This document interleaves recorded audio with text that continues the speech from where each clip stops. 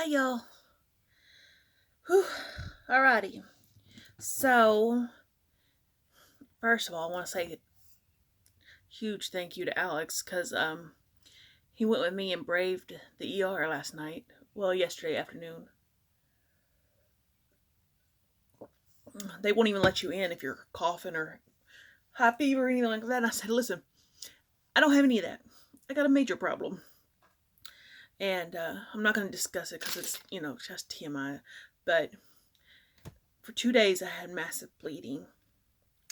And they don't know why it's doing what it's doing, but I ended up having to have a CAT scan and was told for the third time in my world that I have ovaries and that I have cysts on my ovaries. And I was like, listen, I don't have ovaries. That was a surgery, a 4-hour surgery to take those out. He's like, I'm looking at it. You have one. And I'm like, oh, okay. And it's like, you got like 4 or 5 cysts on this thing. I was like, oh, okay. So I guess I'm going to have to look for OBGYN and see about getting that removed and see if it's in there or I don't know. But they couldn't figure out what's causing the bleeding. Thankfully today it has stopped, but they didn't know what was going on. They couldn't figure it out. But I mean, it's a little country hospital, so there's not a lot available to them. But they were really good though. They were really good folks, and this is my first time being at this place, and my hats off to them because they may be little, but they tried, and I just appreciate them so much. Trying to get IVs started and oh my gosh, my arms are a wreck. This one right here, they missed and it blew up, and it just now was going down. I don't think you can see it. And then they had to get one right here. They finally put a port right there. And I was like, you should have probably done that for the first time. Because I told them, I said, you only get one shot at it. You get one shot at this one. That's it. And that's all I got. And they're like, okay, we'll be fine. Yeah, I knew what I was doing. So, anyway, just keep me in mind because I don't know what I'm going to do, but I feel horrible.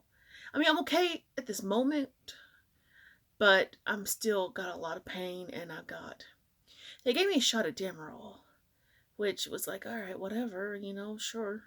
Um, but anyway, okay, y'all know I'm just doing the crochet, the shawl I've got going, and I've got the latch hook going.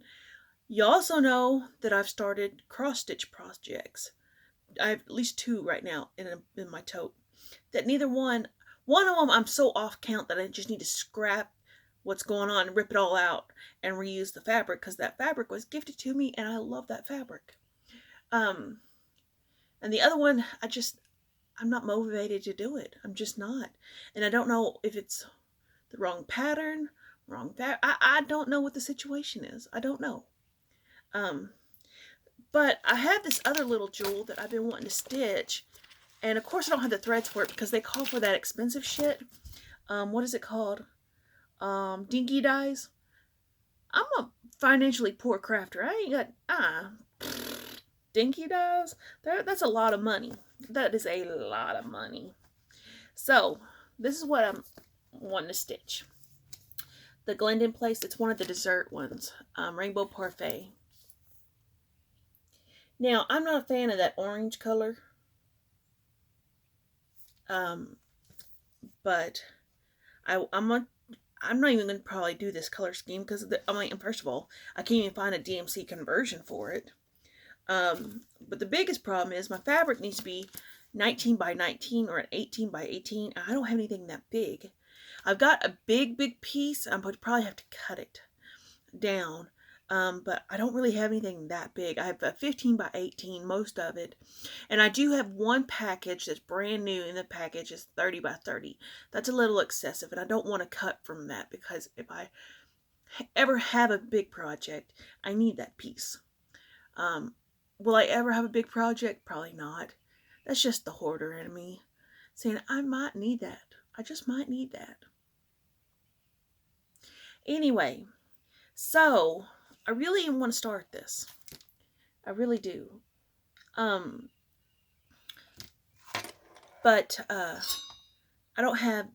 I have some DMC. I don't have the full set of DMC. But I was looking around in my stuff, and I have this random bucket of thread. A lot of it's something called Iris and Coates and Clark. So I don't know what it is, but I'm thinking maybe pulling some colors out of this. I've got this. Pull some colors out of that. Part of me wants to go kind of neon color, and the other part of me wants to do this. Now, not all of them, but I've never used variegated. This is all variegated that's found in that bucket. And I love like that.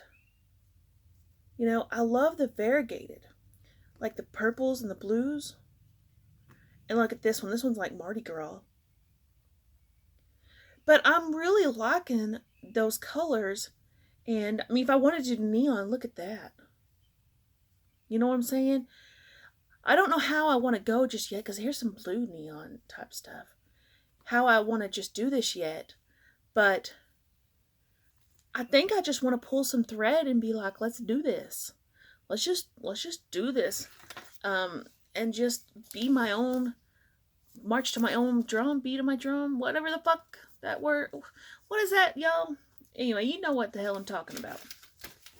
So, let's see. I need, and it tells you how many skeins you need up here of each one. But I don't know how long dinky dye is. I don't know how many yards that is.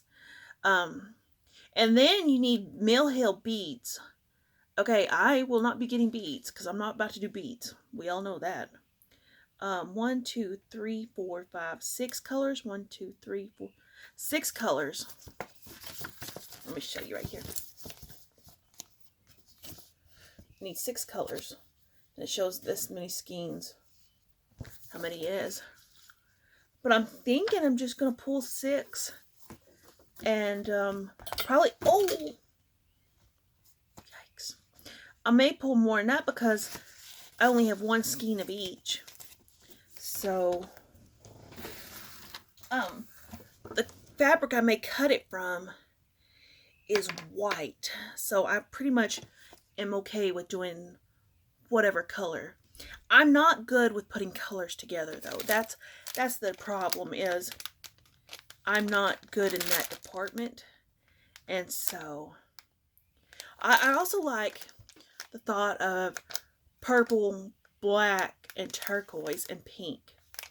I don't know how that would really look, but I've got some variegated pinks, and like I showed you, I got the purple.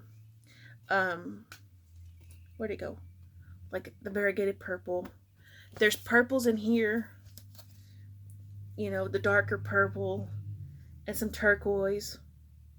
So I think we got 2 skeins that match. Maybe? Yeah, 2. They're right there. So I don't know. I'm gonna kind of fiddle with it. You know, I even like that color. And just see.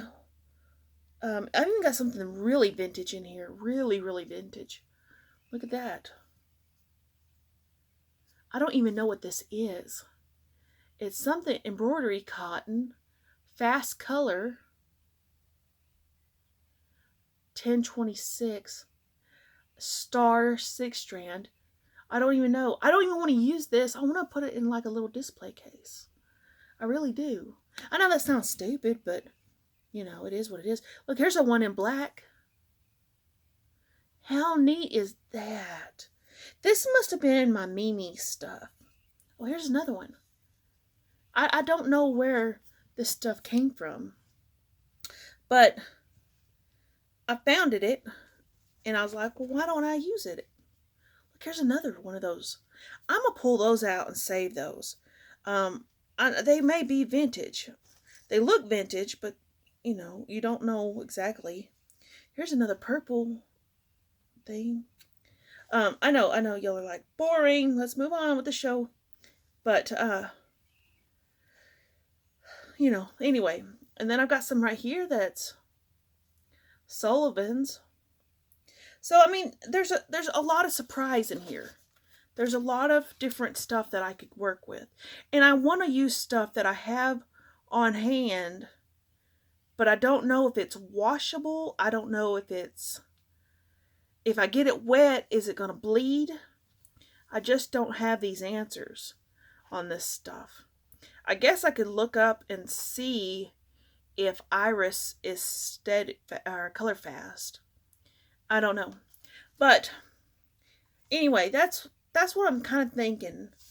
You know, I really want to get to stitching with stuff on this, cause they have a whole series of this, and one of them is called Plum Pudding, and I love that one. I really do. I saw a Long Dog sampler that was quilting bees, and it had quilting blocks with bees on top of the block. You know, you embroider the, you know, you do the bees on top of the blocks. I wouldn't do the bees because I'm not a bee person, but I want to do the blocks. But anyway, I can't remember. This is like the last of this series. So, and it says this is one of those designs that can be stitched in just about any color combination. Use the colors recommended in the design or select an entirely different color palette of your own. You can even stitch it monochromatic, all in one color if you like. I mean, that'd be kind of cool. You remember when I did the Weaver's Tapestry Band sampler and I did it all in purples and pinks? I wouldn't mind doing that again, you know. But I kind of want to put some black and purples and turquoise together. Maybe hot pink. Make it look like a hot damn mess, because that's what I am. So, I don't know. It just looks so cool with the variegated. You see, I don't know if you can see that, but look it up and you'll see the better pictures. But this stuff is variegated and it's just gorgeous. And I want to do variegated. Maybe when I go to the pharmacy to get my meds, I can pick up, you know, like one set of variegated. Like, say, choose one variegated and pick up like 3 or 4 skeins of it.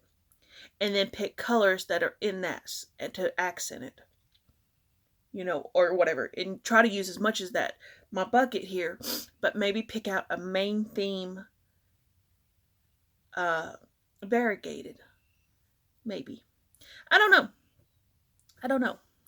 So, because most of these are you need 2 skeins of each.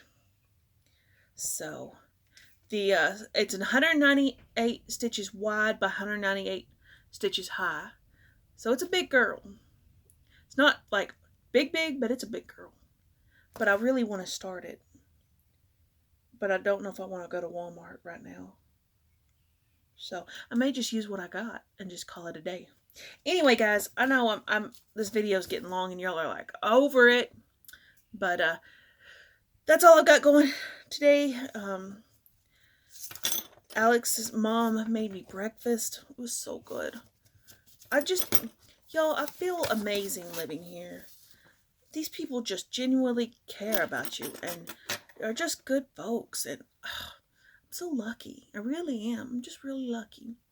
So, anyway, y'all have a great day. Enjoy your Sunday.